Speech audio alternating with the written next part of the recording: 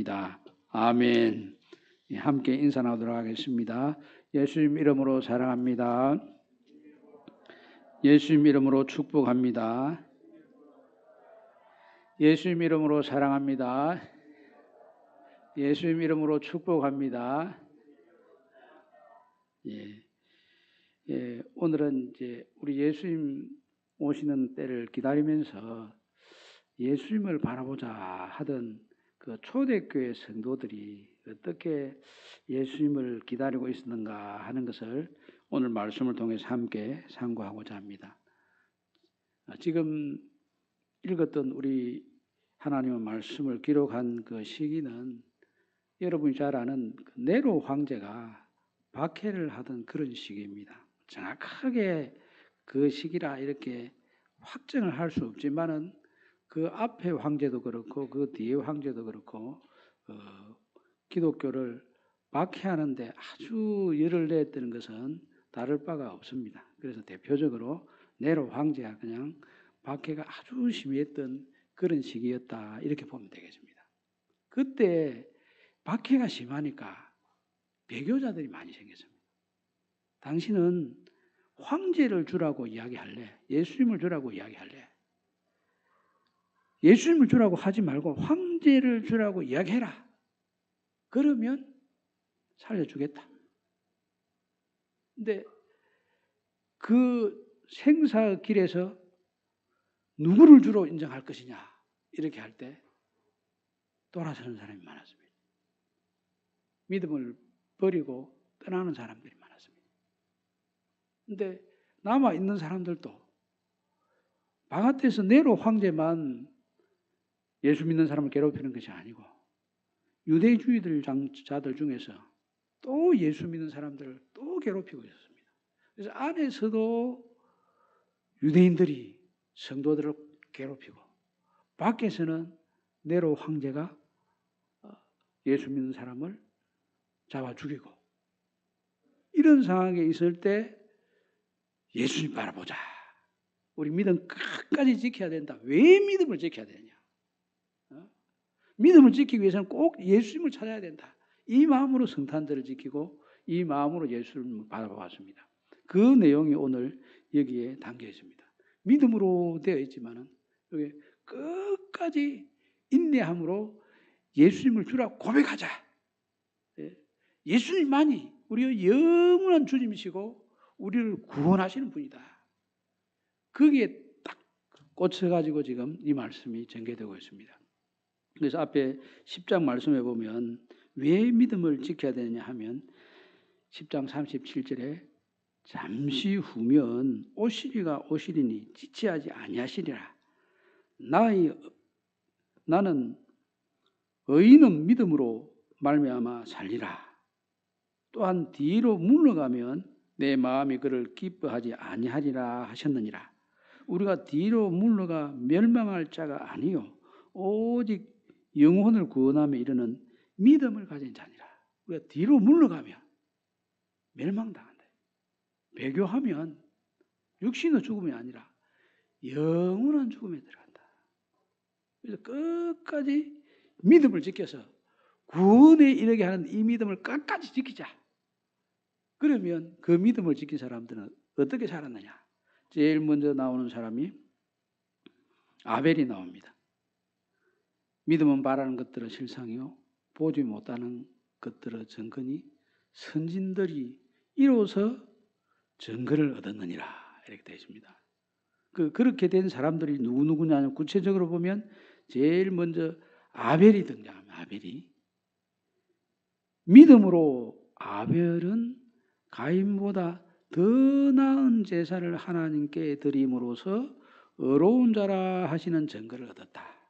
의로운 자라 하는 증거를 얻었다. 더 나은 제사를 드려가지고. 제사가 청이 있습니까? 여기 더 나은 제사라고 하는 것은 차원이 다른 제사를 드렸다는 거예요. 차원이 다른 제사는 어떤 제사일까? 지금은 이제 신약 시대가 되었으니까 다른 제사보다도 우리 예수님을 주로 고백하는 신앙이 아벨에게 있었다. 그 제사로 말미암아 의로운 자라 하나님께서 인정해 주신다. 하나님 앞에 제사를 드리기 위해서는 의로운 자가 되어야 제사를 드렸습니다. 의로운 자는 우리 행위를 의미하는 것이 아니고 죄를 벗어던진 상황을 이야기합니다. 죄를 가지고 어떻게 하나님을 만날 수 있습니까?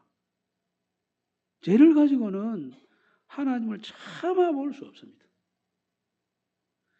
우리가 식사할 때도 그릇을 깨끗이 씻어가지고 씻은 그릇에다가 음식을 담아서 먹게 되는 것처럼 우리가 하나님 앞에 제사를 드릴 때도 우리 영혼을 깨끗이 씻어내야 됩니다. 씻어내야 될 때가 뭡니까? 죄 아닙니까? 죄. 그 죄를 깨끗이 씻어내고 하나님 앞에 나아가서 하나님께서 예비하신 만복을 받아서 채워야 됩니다. 그때 깨끗이 씻음을 받은 상태에서 채워진 것, 이것이 의로운 자입니다. 그런데 아벨은 더 나은 제사를 하나님 앞에 드렸다.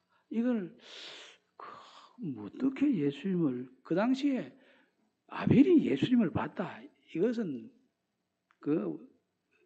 상상적으로도 있을 수 없는 일이고 예수님에 대한 어떤 그림자 같은 것을 보았다고 보십니다. 그러면 그게 뭐냐 하면은 하나님이 주가 되신다 하는 것을 분명히 고백했다는 겁니다. 예수님이 주가 되신다 하는 이걸 끝까지 고백한 것처럼 하나님이 주가 되신다 이렇게 고백했는데 최초 순교자가 아벨이 됐다. 하나님을 주로 무엇을 보고 아느냐? 이 성경 말씀에 보면 창세기에 그 아벨의 이야기가 나옵니다. 이 아벨의 이야기가 나오는데 거기 보면 이 아벨하고 가인하고 하나님 앞에 제사를 드렸습니다. 가인은 이 농사를 짓는 사람이었고 아벨은 목축을 하는 사람이었습니다. 그런데 제사를 드릴 때 아벨은 첫 새끼를 구별하여 하나님 앞에 그 기름으로 드렸습니다. 양의 첫 새끼와 그 기름으로 제사를 드렸다. 그러니까 제물을 아무렇게나 선정한 게 아니고 첫 번째 양의 새끼를 찾아가지고 그리고 하나님께서 원하시는 대로 기름을 드렸다. 첫 번째는 무엇을 이야기하면, 장자는 무엇을 이야기하면 대표성을 이야기합니다. 모든 형제들의 가족의 대표자가 장자입니다. 그래서 장자가 죽었다 하는 이야기는 모든 가족들이 다 대표성을 가지고 있기 때문에 또 그 장자와 똑같은 그런 운명을 겪게 되었다. 그런 것을 의미합니다. 그리고 또 장자는 모든 식구들을 책임을 지고 보호를 하는 역할입니다. 그래서 책임지기 위해서 모든 희생을 감수하는 것을 장자의 권한입니다. 의무다인 거예요. 장자의 권한은 대표성을 가지고 그래서 상속을 받을 때 2배의 유산을 상속받습니다. 권리만 생각하지 말고 의무가 있습니다. 모든 식구들 책임을 져야 돼요. 그리고 예수님이 그 장자권을 이어갔다 하는 것은 모든 형제자매들이 될 사람들의 그 죄를 다 책임지고 해결했다는 거예요. 그래서 장자는 그 식구들의 모든 고통과 아픔을 책임지고 해결하는 역할을 하는데 그래서 장자가 중요합니다. 그런데 그렇게 아벨은 첫 새끼를, 장자를 하나님 앞에 딱 구별해서 드렸습니다. 그래서 첫 번째를 드렸다고 하는 것은 내가 하나님 앞에서 받아야 했던 사명이 무엇이고 해야 할 일이 무엇인지를 분명히 알고 있었다는 거예요. 그런데 가인은 곡식 중에서 드렸다. 그냥 하나님 앞에서 생활하는 모습 자체가 아무 구별됨이 없이 살았다는 거예요. 거룩함이 없이 살았다는 거예요. 그러니까 첫 새끼를 드렸다는 것은 하나님 앞에 드렸다는 것은 모든 내 삶이 다 하나님의 것입니다 하는 고백입니다. 모든 것이 다 주님의 것이고 모든 것을 주님의 뜻대로 쓰겠습니다. 이게 바로 하나님의 주되심을 고백하는 거 아닙니까? 예수님께서 우리 삶의 주가 되신다 하는 것을 고백하는 모습입니다. 그것이 뒤에도 보면 제사를 하나님께서 기쁘게 아벨의 제사를 받으셨다. 그리고 의로운 자라 이렇게. 근데 가인은 그렇게 드렸는데 하나님께서 가인을 보고 충고를 합니다. 아벨의 제사는 받고 가인은 자기 제사를 받지 않은 것을 보고 이 가인이 몹시 분해가지고 얼굴색이 바뀌었습니다. 그래서 하나님께서 충고를 합니다. 가인에게 충고를 합니다. 내가 왜 분해가지고 얼굴색이 바뀌느냐. 어찌 네가 선한 일을 행하면 그렇게 될 수 있느냐. 이렇게 하면서 제가 문 앞에 엎드려져 있으니 너는 제가 원하는 대로 제의 소원대로 움직이지 말고 죄를 다스리라 하고 딱 충고를 했습니다. 죄의 소원은 내게 있으나 너는 죄를 다스릴지니라. 이렇게 하나님께서 직접 나서서 말씀으로 충고를 했습니다. 그 충고를 듣고도 이 가인이 들에 자기 동생을 데려오고 나가서 돌로 쳐 죽였습니다. 동생은 힘이 없습니까? 맞짱 뜨면 되잖아요. 아니, 형님이나 동생이나 때려 죽이려는데 정당방위하면 되잖아요. 그런데 가인이 돌에 맞아 죽었다고 하는 것은 하나님 앞에 순종하듯이 행위에 대해서도 참고 순종했기 때문에 순종하는 모습이 없다 하는 것을 알 수 있습니다. 그래서 그렇게 죽었는데 참 어리석게 죽은 것 아니냐 이렇게 생각하는데 성경 말씀은 뭐라고 이야기하냐면 분명히 아벨이 죽었지만은 오히려 지금도 믿음으로서 그가 말을 하고 있다. 끝까지 믿음을 지킨 이것이 오늘 우리들에게도 울림을 주고 메시지를 준다는 거예요. 이게 중요합니다. 어려운 시기에 우리가 저분을 본받아야 되겠다. 저분을 닮아야 되겠다. 앞선 선진 중에 어떤 분을 닮아야 되겠다 하는 분이 딱 있으면 그 사람은 그걸 보고 일어설 수 있습니다. 그래서 좋은 교회는 본받을 만한 사람이 많이 있어요. 성경을 잘 가르치고 뭐 찬송을 열심히 하고 이런 것도 다 중요하지만 정말 중요한 것은 딱 보고 내가 참 존경할 만하구나. 흠모할 만하구나. 우리 자식들이 보고 배울 만하구나 하는 사람들이 많이 있어야 말은 안 해도 배웁니다. 닮아가게 되어 있습니다. 그런 분이 주변에 널려 있으면 그 사람은 훌륭하게 잘 성장할 수 있습니다. 바로 지금 믿음으로서 말을 한다 하는 이야기는 아벨이 죽었지만 지금도 아벨은 우리가 아벨이 드린 제사를 오늘 이 시간 설교로서 묵상하고 있지 않습니까? 이게 살아있다는 증거 아닙니까? 사람 죽으면 끝인 줄 알지만 끝 아닙니다. 뭐 우리가 죽은 사람을 제사를 드릴 수는 없습니다. 그러면 않지만은 육신의 죽음을 맞이했지만 죽은 사람이 나와 관계가 완전히 끝난 거 아닙니다.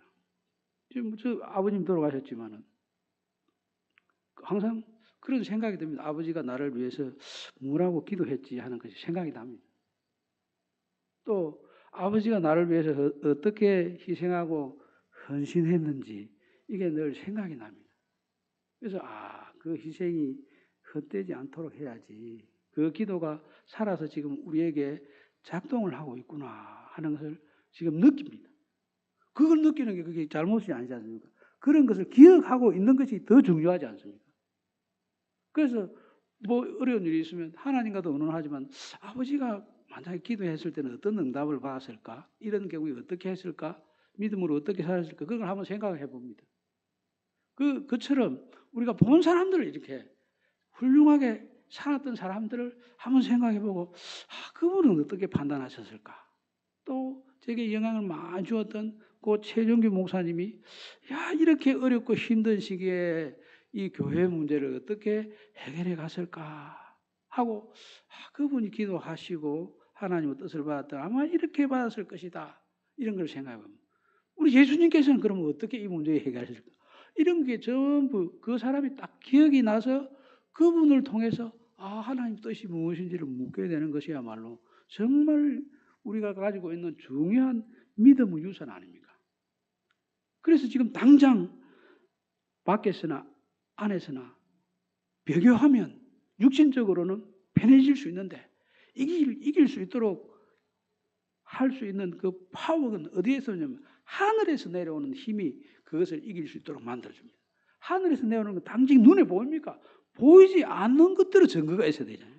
그런데 보이지 않는 것들을 보게 해주시는 역할을 하시는 분이 우리 예수님이지만은 그 예수님을 따르는 믿음의 선진들, 이 사람들 딱 보면 믿음을 끝까지 어떻게 지켜갔는가 하는 것을 볼 수가 있습니다. 그 다음에 나타난 사람이 이 에녹은 죽음을 보지 않고 옮겨졌다. 하나님을 기쁘시게 하고. 에녹이 무슨 일을 했는지 하는 것이 잘 나타나지 않습니다. 그런데 분명히 죽음을 보지 않고 옮겨졌으니 이렇게 되어 있습니다. 족보에 보면, 창세기 족보에 보면 에녹 이야기가 나옵니다. 근데 그 에녹 이야기가 나오는데 보면 에녹은 그 아들 이름을 머두셀라라 지었습니다. 머두셀라. 근데 머두셀라 뜻이 무엇이냐 하면 그가 죽으면 세상에 심판이 있으리라 이런 뜻입니다. 그가 죽으면 심판이 있으리라 이런 뜻입니다. 그래서 머두셀라가 그 아들을 낳았는데 그 아들이 그 에녹이 아들을 낳았는데 머두셀라를 낳을 때 나이가 언제냐 얼마냐 하면 187세입니다. 또 그 머두셀라 아들 라멕이 노아를 낳을 때 나이가 또 182세입니다.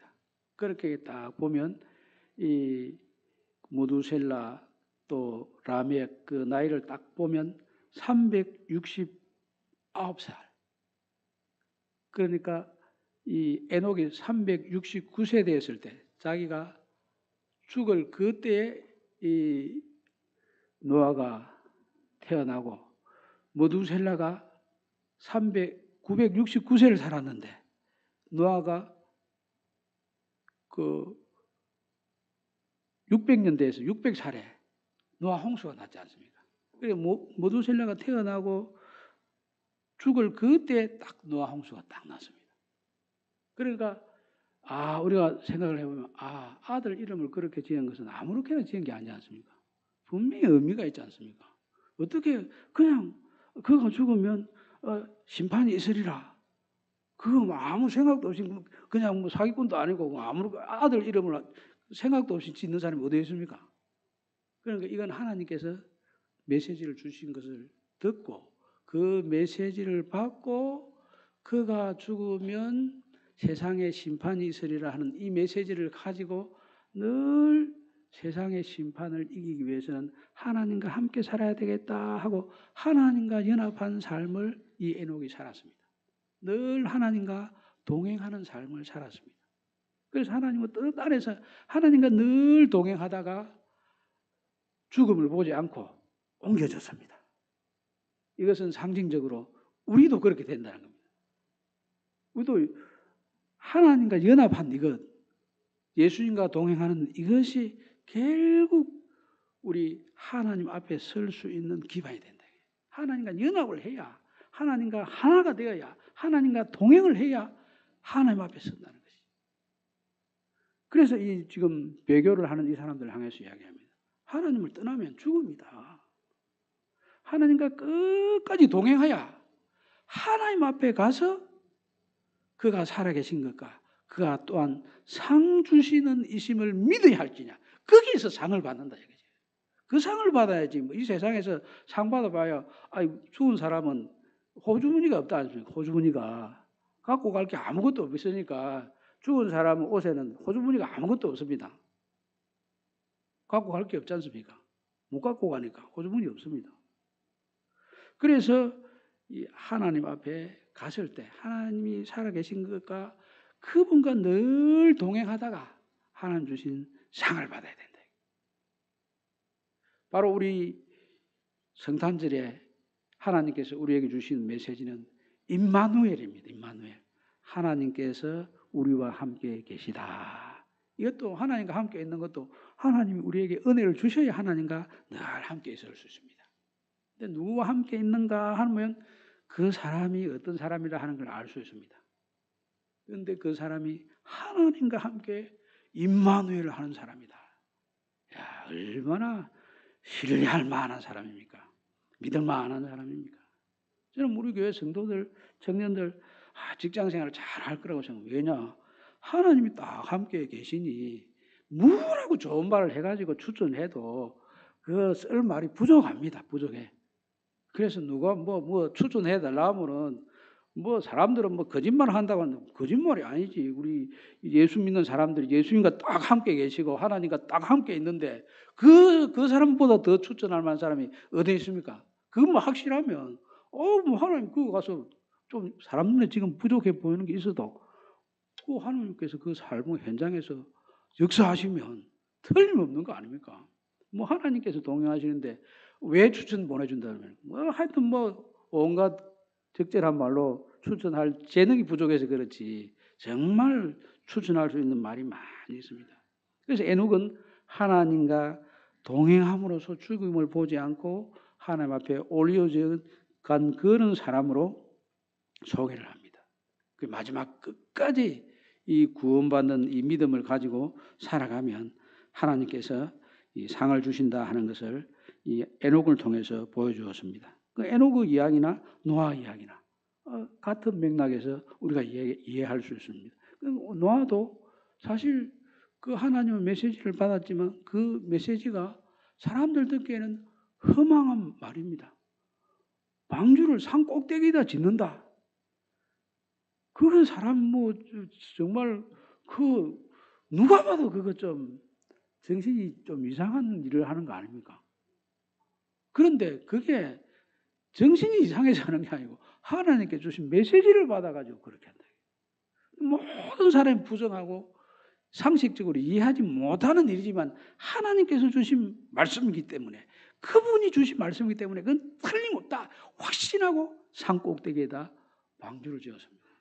나중 정말 그 시기가 왔을 때 어떻게 됐습니까? 하나님 말씀을 끝까지 붙잡은 이 노아만 구원에 들어갔습니다. 하나님의 말씀은 살아있고 운동력이 있어 좌우에 날선 어떤 검보다 예리하게 작동을 해서 그 하나님의 말씀이 결국 열매가 되어서 노아만 구원을 받았습니다. 하나님의 말씀은 살아있다 하는 이 말씀은 그냥 살아 움직이는 것을 이야기하는 것이 아니고 씨앗과 같이 그것이 땅에 딱 심겨지면 마음밭에 심겨지면 싹이 나고 나무가 되고 나중에 열매가 된다는 겁니다. 그런 의미에서 살아있다는 거예요. 부활을 생각하면 됩니다. 부활을. 겉으로 보기에는 살아있는지 죽었는지 모릅니다. 하나님의 말씀이 살아있는지 죽었는지 그 메시지 자체는 사람이 내는 거나 하나님이 내는 거나 하나님의 말씀으로 받지 않으면 비슷비슷해 보일 수 있습니다. 그런데 하나님의 말씀은 분명히 살아있기 때문에 딱 때가 되면 약속의 때가 되면 분명히 그 말씀대로 열매가 있습니다. 열매가. 그래서 600세 홍수가 나서 하나님 말씀대로 산 꼭대기에 배를 띄워야만 살 수 있을 그런 일이 벌어지지 않습니까? 사람 말대로 되는 것 같지만 역사는 하나님의 섭리대로 움직여갑니다. 그리고 아브라함을 보십시오. 아브라함 믿음으로 사람을 세웠는데 아브라함이 하나님의 부름을 받고 떠나라 할 때 갈 발을 알지 못하고 떠났다. 저기 해운대에 가면은 너 30평 아파트가 있으니까 그쪽으로 가라. 이렇게 정해주는 것도 아니고 그냥 가는 대로 가라. 어디가 있는지 거기가 어떤 곳인지 전혀 보여주지도 않고 그냥 하나님이 가라. 내가 지시하신 곳으로 가라. 그래 보이지도 않고 갈 바를 알지 못하고 떠났다. 이게 믿음이 아니면 이게 불가능한 거 아닙니까? 하나님 누군지를 알지 못하면 인정하지 아니하면 하나님 그분은 하나님이십니다. 나의 주님이십니다. 이걸 확신하지 못하면 종처럼 이렇게 갈 바를 알지 못하고 어떻게 떠납니까? 지금 우리가 살고 있는 불확실성의 시대입니다. 이 불확실이라는 것이 항상 의심을 만들고 불확실하기 때문에 신뢰를 못합니다. 그 불확실한 게 굉장히 위험합니다.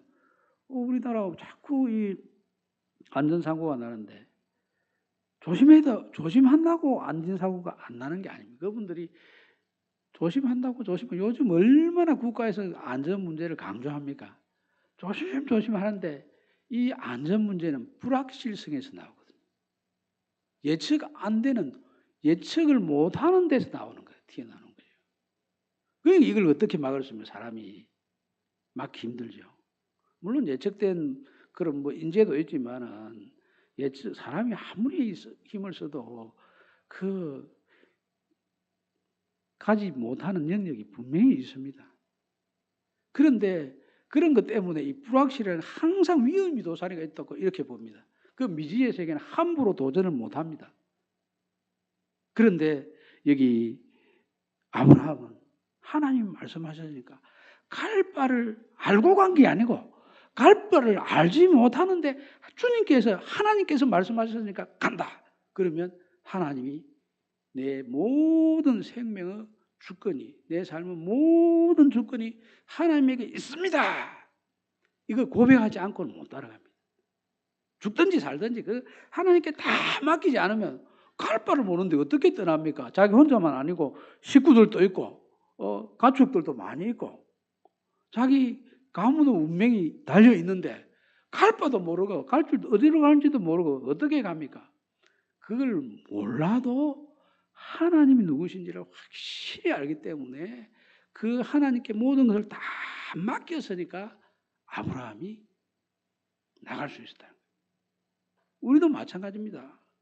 우리도 모르지만은 하나님이 살아계셔서 우리를 인도하시기 때문에 하나님 말씀에 전적으로 맡기고 따라갑니다. 그러면 아브라함이 어찌 됐습니까?